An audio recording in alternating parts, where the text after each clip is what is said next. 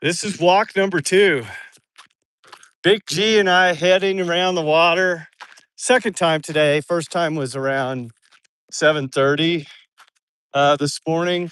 But we are, as we record now, it's almost 4 o'clock on a Saturday here in Colorado, USA. TD Big G's Colorado Adventures. I'm TD. That is Big G. He's the star. Look at that. What do you see there, buddy? He's giving a big stare down. I'm not sure what he's looking at. But we are having a marvelous weekend here in Colorado. Feels like summer. Temperatures in the high 70s and rain on the way, which we desperately need. It's been so desperately dry here in Colorado. And I'm told, or the forecast, I'm not told, just in reading the forecast, that we could also get rain on Monday as well. We need that. So hopefully that'll happen. TD Big G's Colorado Adventures Saturday. Hope you're having a spectacular Saturday. We had just a magnificent walk this morning. Oh my gosh, it was just so wonderful. The weather, absolutely perfect. A little cool. I mean, the sun was out, but it just had enough cool to it with the breeze to not be hot, feel hot. Feels a bit warm, but we've got a breeze, which is feeling really, really good.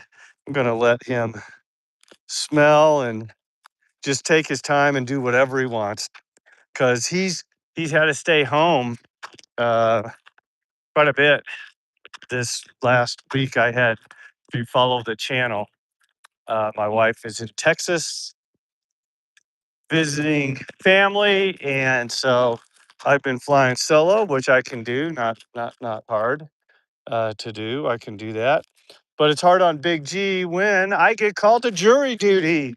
Oh my goodness, jury duty for the full week. After getting past the first disappointment of being selected and giving up my Monday morning, I thought, well, this probably be short work. It's at least 100 jurors. Turned out to be 45 for this particular trial. So I thought, all right, what do I got? Like a 1 in 4 chance of getting selected. That's probably not going to happen. Uh-oh, guess what happened? I got selected. Yes, I did. And not only did I get selected, but I was one of the first 4 chairs in the jury box when the prosecution and the defense started their questioning. So I thought, you know what? I'm going to just play things careful and I won't volunteer any information. I won't talk at all. Don't want this to appear that I want to be on the jury, which I did not want to be on the jury, to be honest with you. So I didn't answer any questions or volunteer any answers. But the prosecution, the state, went first, and I was asked a couple of questions. That was on Monday. I actually have forgotten what those questions were by the state, but I answered truthfully. There's I should back up for a second, and those of you that have been on a jury know this, but there were like 10 questions that each of the 25 jurors, the 12 in the jury box, the 13 that could be selected as alternates, were to answer in first name, last name, occupation, uh, hobbies, and I'm forgetting the other 7. I should remember them. Gosh. Anyway, I mentioned those, and I thought, well, that's probably not enough. Um, family, personal life, hobbies, that kind of thing. So I'm like, whatever. No mystery here. Just regular, average guy. So then after that, the prosecution asked me 2 questions. I don't remember what they were. Then the defense also asked me two questions. But then after I answered the second one, I added a little caveat. I said, hey, if I see evidence in this case uh, that's either video or audio, I'm highly, uh, what am I going to say? Highly interested in looking at the production quality of the evidence because I have a production company, not just TD and Big G's Colorado Adventures, which you're kind enough to tune into. And maybe you're one of the 40,000 folks that are a subscriber on the channel. Uh, and maybe even you've sent music suggestions, which we do every Saturday. I put your music to the walks that we put for Big G. Um, but I said, I'm going to be highly critical of any evidence that's presented, either audio or video. And I thought, oh, for sure, that's going to like get me kicked off. But then, upon reflection, I was talking to one of my sisters, and she said, "Well, that just depends because if the defense knows that there's going to be audio and video evidence, and it's either the audio quality is poor or the video quality is poor, they might select you, knowing that you then might, uh, be favored towards their viewpoint." So I hadn't thought about that. That may have sunk me in terms of getting selected. Which, after they questioned everybody, um, we were released for lunch. So we had an hour long lunch break. Uh, and I thought, well, I'm definitely not going to be done by noon. And now I'm not going to be done by 1.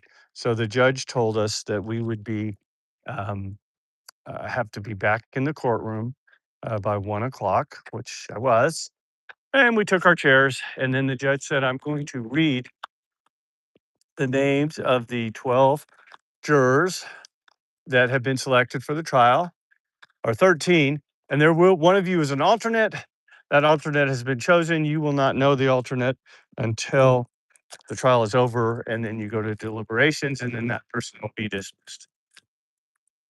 So uh, now I'm 5 hours into this, and the judge says, okay, I'm going to read the names. Juror number 4, and guess who that was? That was me. I was the first one picked. So I stayed in my juror chair number 4, and that made me realize, well, I'm here for the rest of the day and maybe longer. Then I started to think, well, maybe I'll be the alternate. So maybe I'll get to the point where I'll be the alternate, and I can at least be dismissed when the trial is over. And I'll get to that in a second. But while I'm rambling, just unloading because I spent a full week doing this. But again, TD Big G's Colorado Adventures. We got Judy on. She's in North Carolina, I think, if my memory serves me correct. And she is one of Big G, and that's Big G right there. She's one of Big G's top fans, and we're just so appreciative of her. Watches all of our videos and comments on most of them, if not all of them. And at some point, Big G's going to have to get some merch out to Judy. Uh, we have shirts and hats with his face that I wear, and so at some point, Judy, we'll get one out to you. You've certainly earned it. You're definitely Big G's number one fan. If you're new to our channel and you don't know anything about Big G is a boxer pug mix. He is 7 years old, just under 40 pounds. He was in a litter of 5. He is absolutely adorable, as Judy says there in the comments, and he is. And he's very sweet natured. I know if you have dogs are, I don't want to compare dogs to children, but if you have either, you can look at a multitude of other folks' dogs or children and say, yeah, that dog's okay. But when you look at your own, you say, wow, they're the best. They're absolutely adorable. And Big G is adorable. Aren't you, buddy? Hey, hey. So Big G was pretty much flying solo, although fortunately, my neighbor, um, I had texted my neighbors, and uh, one of them is not working right now, and so uh, she was kind enough to come over and check on Big G, whilst, as the British would say, I had jury duty. Mr. Mikey, welcome. Appreciate the join. This is TD and Big G's Colorado Adventures. 40,000 strong on our subscribers. They continue to grow. 4 million. I want to say 4 million.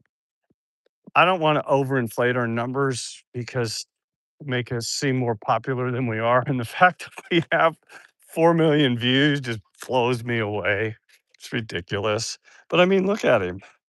Oh, do you really have to do that, Big G? Here, we'll just go up like that. He just peed, so we don't have to pick that up. But okay, let me go back to the jury thing. So I'm in seat 4. I know I'm now going to be part of the trial, and now my question is, I wonder how long the trial will go. And guess what?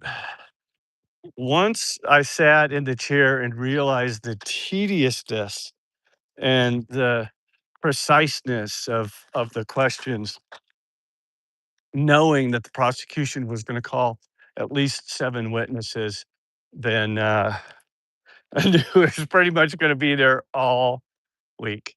Prosecution did call 6 or 7 witnesses.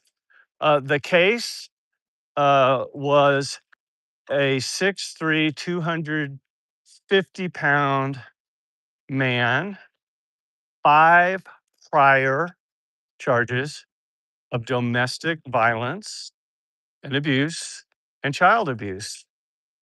Um, and so, yeah, when you got to go, you got to go. That's for sure. Unless you're in the jury box, and man, I'm going to tell you what, you better stick to the protocol, or you're going to really upset a bunch of people. Our judge did a great job of keeping the trial on track.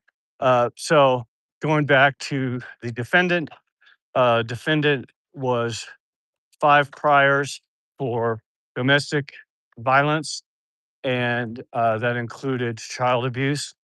The couple and the woman who brought the charges and was represented by the state uh, had a child with this man. The man is uh, the child. I'm sorry, the child was 5 years old at the time. This happened in April of last year. Okay, so there's the kind of the backstory. There's some really specific. If you either a lawyer or you've been in the jury, on a jury, read about juries, there's very specific protocol for what you can and can't do. Can't discuss the case. Can't do any research on the case. Which I didn't do any of that. Uh, just tried to put it out of my mind during the Monday through Thursday part of the trial. We got to Wednesday and the state rested. So that was a huge relief. And of course, the big question in my mind at that point was, will the defendant take the stand? Those of you that are familiar with the law know that you're not required to take the stand if you've been charged with any crime. And that is not taking the stand is not an admission or an indication of your guilt. And so I will admit that it surprised me, based on the evidence we heard that the defendant did not take the stand, um, but he chose not to. The defense called 2 witnesses that I recall, maybe 3. One of them was a nurse from out of state that they paid, had flown in, testified on the bruising and some of the video evidence that we saw. So uh, I'm not going to go on for these 7.5 hours or 6.5 hours that we were deliberating. But I'm just going to say that, and I recognize the uh, significance of what we were responsible to do. That was to make, our deliberations and our rulings based on the evidence that was presented to us. And so the very first charge was a first-degree felony domestic violence charge, which had 6 elements. I'm not going to go through each element, but the kicker was that we had to vote unanimously on all 6 elements for the first charge of first degree assault, domestic violence, to to stick for the defendant to be found guilty. So we took a blind vote first. That blind vote was 10-2 on the first 5 charges, 5-7, 5 in favor of guilty, 7 not guilties on the charge number 7. And the language was with the intent to cause serious bodily injury. Each one of those words in each one of those words was defined. So yeah, when you hear 5 prior convict, does that not just scream guilty? And not only were these the two of the women, uh it could have been a murder case. So we're talking about with domestic assault. This was strangulation. So I just want you to picture a 6'3", 250-pound man on top of a woman. And she was also large, but she was not 6'3", 250 pounds. There was no dispute by the defense that the defendant was strangling this woman. If you're not familiar with strangulation, you can have serious bodily injury in as little as 6 seconds, and you can have death within 10 to 20 seconds. So we deliberated for at least 2.5 hours on what serious bodily injury was. And it's interesting how people think, because when they think, uh, it's not a question of how you feel, although we can have strong feelings. It's a question of evidence. What was the evidence that was presented? And I'll just say this, that there are 4 components that I remember for serious bodily injury, and it could be any of the 4 components. Didn't have to be all of the 4 components. It could be any of the 4 components. And we had a couple of folks. We had 4 women on the jury, 8 men, 9 men, 2, I say kids, under 21 years old. Um, so we were going round and round and round about, well, I would have thought that the bruising would be more serious. I was surprised that there wasn't this and that. And what I realized when I'm a communications major from college. I read psychology and psychiatry. And so what I realized is that if I'm too forceful in speaking to the younger kids on the jury, because I'm significantly older than they are, and the women, we're going to lose them. We're going to lose the case, even though I have strong opinions on that. So uh, I tried to and moderate myself and just read the definition of serious bodily injury and review the evidence. But then I left it up to the 3 other women who were solid guilties to do that. We were still unable to come to consensus on that after 2.5 hours. So we moved to the other 4 charges. And guess what? Within 3 hours, we had 12-0 on all of those, including child abuse. Domestic child abuse, when we moved to the second degree assault, the only difference between that and the first, there were still 6 elements. The only difference was, instead of serious bodily injury, it was bodily injury. So we were 12-0 on that, no problem. We got to the domestic child abuse, we were 10-2. Um, and it was one woman who had 3 children and the one guy who had 7. So we worked the guy over first, and when I say worked over, we questioned him. And one of the things that I brought up was, you just voted for second degree assault. And the key language for child abuse in this case for me was that the defendant either knowingly, or, so there's an article in there, or recklessly placed the child in a situation that could cause, and then there's 5 components. He looks at me and he said, okay, I'm guilty. So we had him convicted, guilty. The other woman, uh, she also then moved to guilty. So now we had 5 of the 6 charges done. we went back to serious bodily injury. By this point, we were already at 6:30 at night, and one of the ladies took a drawing of the neck area, the human neck area, which looked more like a it was like a color drawing, but it wasn't a photo. And she stood next to the lady and spent the lady who was still in the not guilty, and spent probably 20 minutes talking about the evidence, talking about strangulation, talking about that you could really between 6 and 20 seconds you could go from a charge of serious bodily injury to a charge of murder. She did a fabulous job.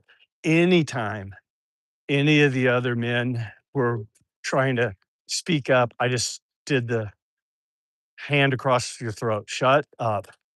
Don't say anything. Let this woman talk and let her explain. And I am delighted to report that we found him guilty of all 6 charges.